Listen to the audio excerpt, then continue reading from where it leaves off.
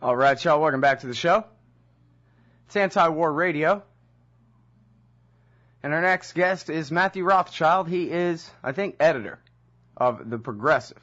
That's progressive.org. And I've got 3 important articles to direct your attention to, including a new one. But here is Leahy concerned about Northcom's new Army unit. That's from October 7th, 2008 at progressive.org. Then there is, what is Northcom up to? This is from November the 12th, 2008.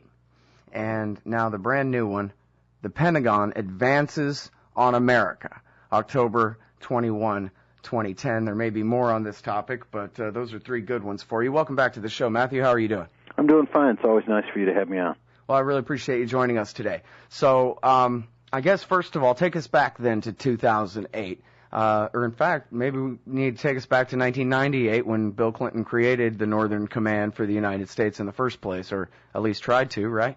Well, he may have tried to, but it was actually George W. who got the thing established on October 1st, 2002. So this is basically kind of like having AFRICOM and having CENTCOM. This is how the Pentagon divides the worlds into different command responsibilities of battle space, right? Yeah, absolutely. I mean, before 9/11, the most common command was the U.S. Southern Command. I think that a lot of political people understood was the way the Pentagon tried to intervene in Central America and South America through Southcom, which was in Panama for a long time.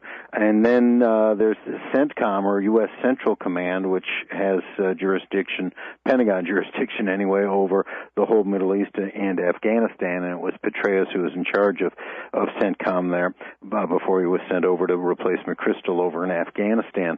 And so now we have NORTHCOM, and that should strike people as odd because the Pentagon is not supposed to be patrolling the streets or the skies of the United States. I mean, we have something called the Posse Comitatus Act, which has been on the books for more than 120 years, which says that the military cannot be involved in law enforcement here in the United States. But after 9/11, Bush was able to push through this and establish the U.S. Northern Command. And one of the astonishing things, which is what Leahy was concerned about, was this idea that, not an idea, it's actually a fact, that NORTHCOM has its own dedicated fighting force.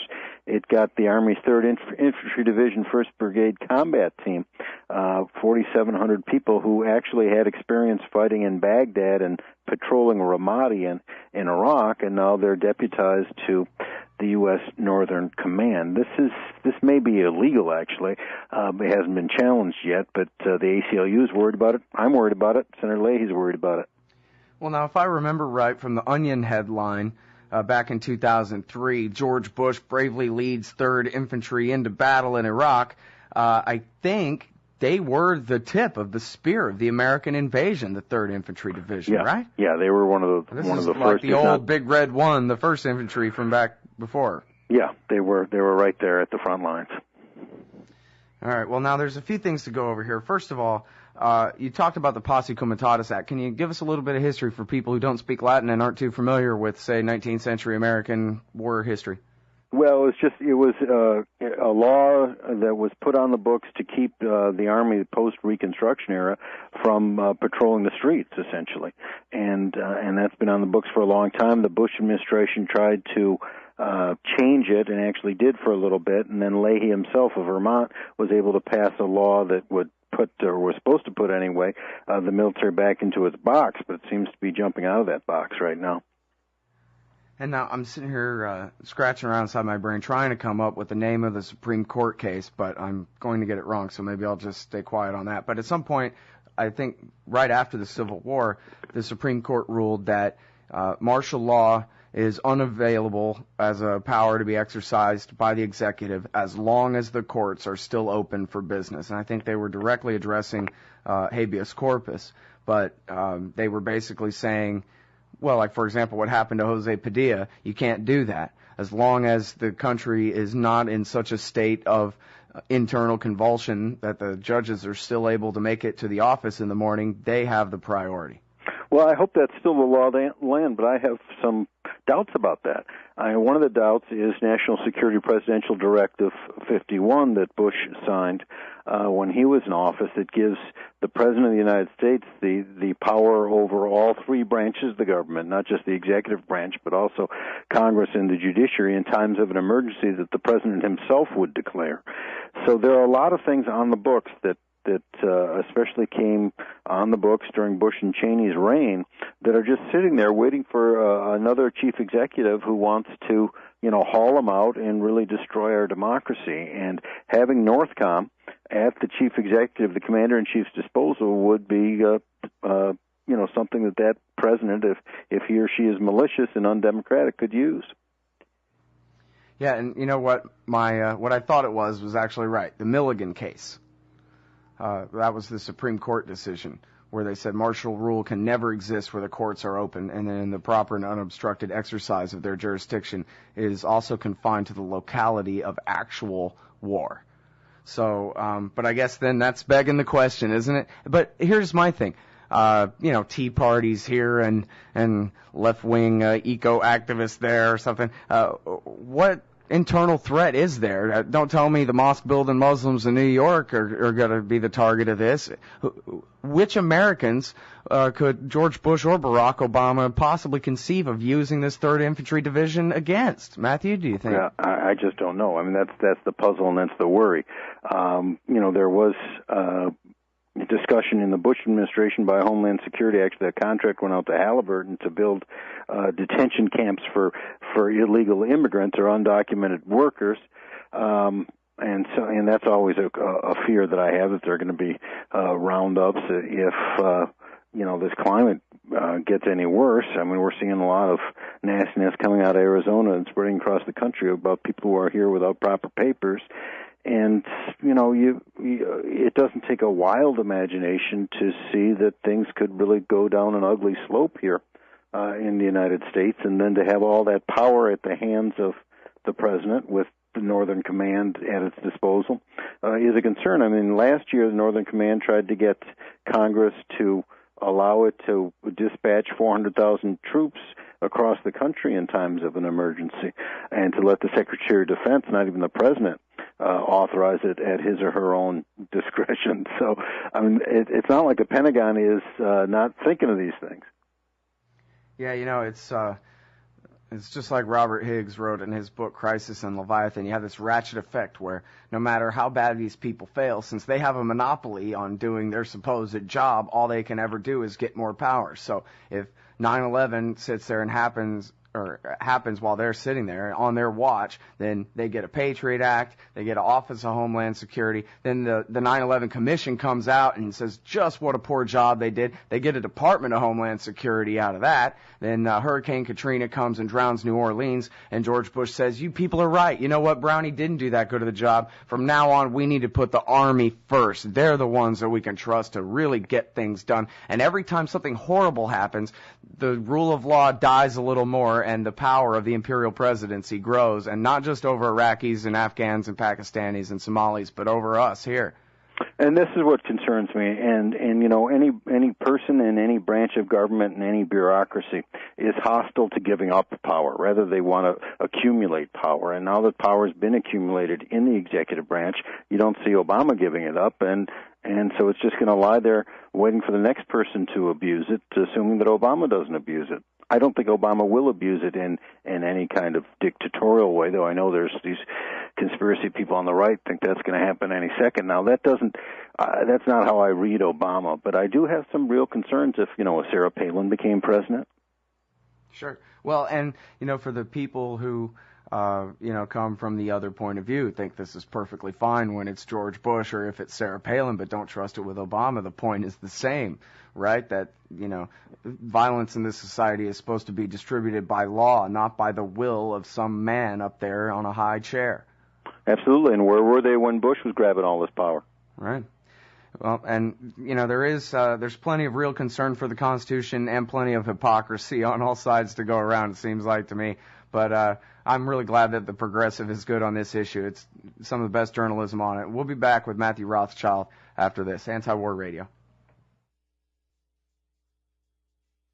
All right, everybody, welcome back to the show. It's Anti-War Radio. Website is antiwar.com/radio, chaosradioaustin.org, lrn.fm, all over your FM dial, KUCR in Riverside.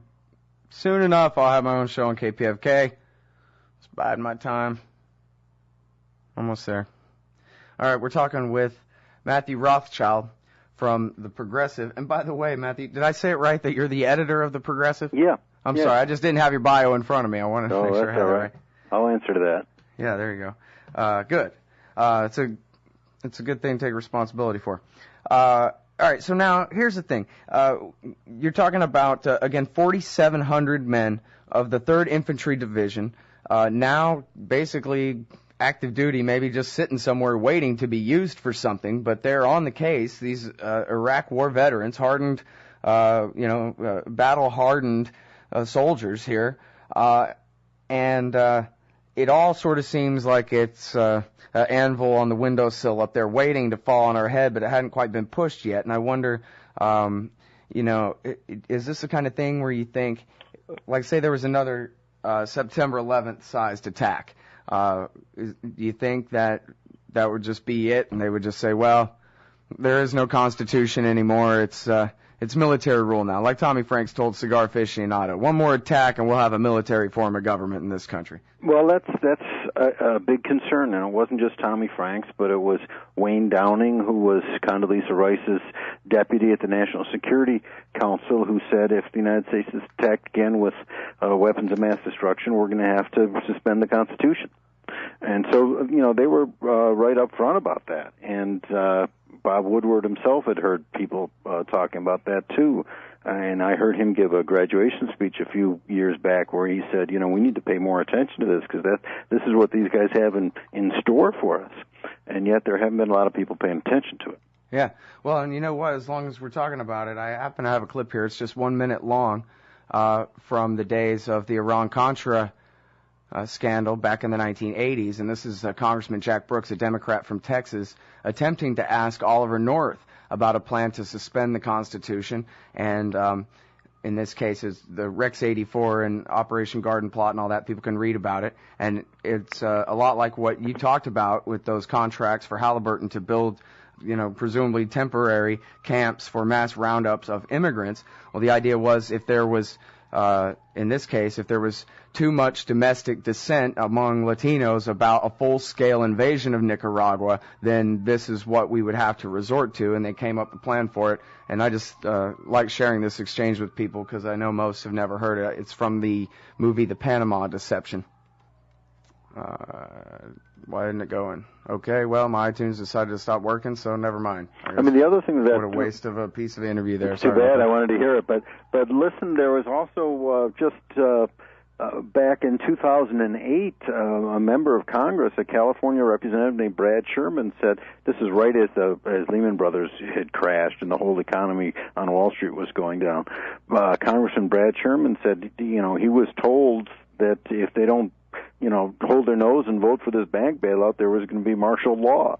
This is a member of Congress using that term. So I think we need to take this seriously and see what structures are in place that would enable the President of the United States to do that, and demand of our members of Congress that they hold hearings on this so that we can see what they have in store for us, and so that we can try to prevent it before it happens, because once it happens, it's too late. Yeah, well, in a way it seems kind of fantastical and unrealistic. You got 18,000 separate sheriff's departments and city police agencies and that kind of thing. But then again, there was a civil war in America before. 600,000 people killed. It's not completely unprecedented, Well, and one thing to consider, especially if the Republicans take over in Congress, is to see whether they are going to sponsor this bill that would give the Pentagon the authority to deploy almost 400,000 troops in this country in times of emergency. Actually, Obama's Pentagon was trying to do that too, but maybe this is one of those things where they're going to get bipartisan agreement, God forbid, because this would allow the Secretary of Defense to call up the troops, and it would allow the President to call up the troops in times of an emergency. You say up to 400,000, 500,000 soldiers almost. Yeah, just about 400,000. That's as many documents just came out in the biggest document leak ever. Yeah, but these are documents. That's a lot of soldiers. These are documents with guns. I mean, that's more than double what was the highest number of soldiers in the Iraq War at any given time. Yeah. So even including the mercs. I mean, it's just. I mean, you should look at the legislation that was drafted, and we have it on our website. This idea about the Pentagon wanting the power to call up all these troops. I mean, it would give the Secretary of Defense and the President at their own discretion, after they call an emergency for all sorts of possible things, to have the Army in our streets, and that's just not supposed to be our system of government. All right. Well, I think I got that clip working, so let's take a listen here. Yeah. I don't know if in your work at the NSC, were you not assigned at one time to work on plans for the continuity of government in the event of a major disaster? Mr. Chairman. I believe that question touches upon a highly sensitive and classified area, so may I request that you not touch upon that, sir? I was particularly concerned, Mr. Chairman, because I read in Miami papers and several others that there had been a plan developed by that same agency, a contingency plan in the event of emergency that would suspend the American Constitution. And I was deeply concerned about it and wondered if that was the area in which he had worked. I believe that it was, but I wanted to get his confirmation. May I most respectfully request that matter not be touched upon at this stage. If we wish to get into this, I'm certain arrangements can be made for an executive session. Okay, so that was Senator Daniel Inouye from Hawaii saying, no, we're not going to talk about this here in front of everybody. Isn't that beautiful? I mean, what should be more public than a discussion of whether we're going to still have a democracy in our country or not? But no, they have to take that off the table. Well, in a way, at this point, I wonder maybe if we could be better off if they quit pretending that there was a constitution that granted them legitimacy and quit pretending there was a rule of law that applied to them when clearly it doesn't. Government employees can murder whoever they want. They can torture whoever they want. They can lie us into war. They don't even have to declare it. They can set up a military garrison like you're talking about right in the heart of our country, and no law can stop them. Why keep pretending? Well, that's certainly we're not a democracy the way we're supposed to be right now. There's no doubt about that. And the question is, who would stop or who would be able to stop a president who tries to call out the troops and take control of the country? Remember when Nixon was about to be impeached, there were big questions as to what's going to happen if Nixon calls the 82nd Airborne and has them surround the White House and prevent the Supreme Court from nabbing them. Yeah, well, that's the kind of things that people do fighting about war powers. We've seen it throughout history. All right, well, listen, I really appreciate your journalism on this particular issue, especially, Matthew, and thank you for your time on the show today. Well, it's been my pleasure. Let's keep watching it. All right, everybody, that's Matthew Rothchild, editor of The Progressive, progressive.org.